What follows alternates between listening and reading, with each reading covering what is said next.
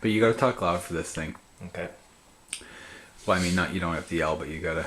It is quiet. So, all right, Trev, I'm here with the best man. And Trev, what's something interesting about Arden that we should know, or something funny about Arden?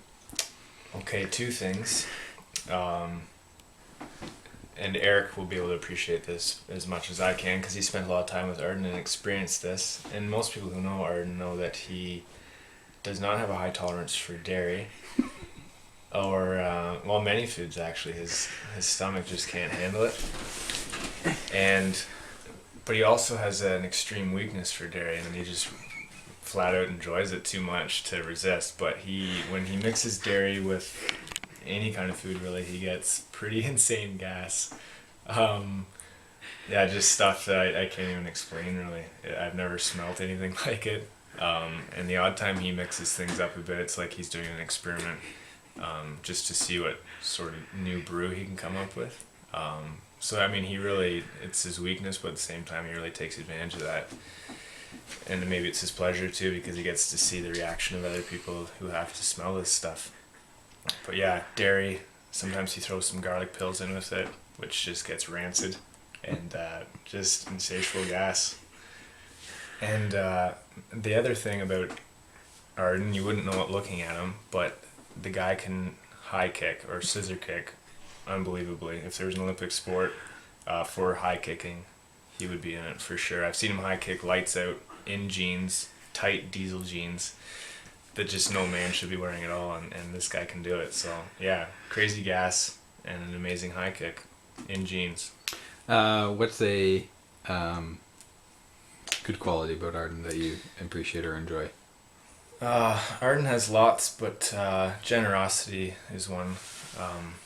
Just with time and money. I mean, he's willing to help strangers and people that he knows in many different ways. But for myself, just even recently, I mean, he's helped me out a lot, but recently he flew out to Calgary, took some days off work and flew out to Calgary to drive back with me to Ontario. So, I mean, that's just one great example of how Arden is just generous with his time, and he likes to bless other people with what he's been blessed with. What was the question? What was I thinking when they...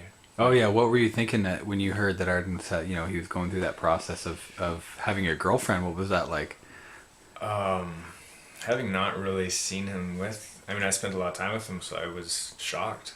Not because I didn't think it was possible at all. I guess I knew it was going to happen eventually, but nobody really knew when, and so we kind of just thought, I don't know.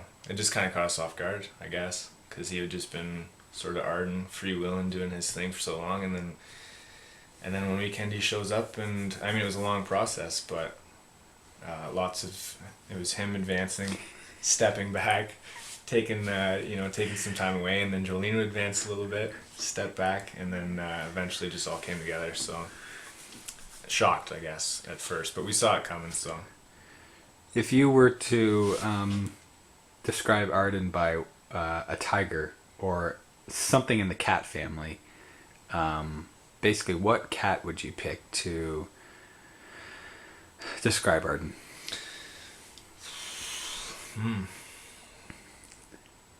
What cat? Well, I would say he's a declawed kitten.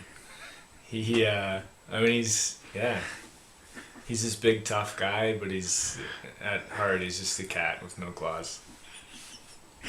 What's one piece of advice you have for Arden and Jolene?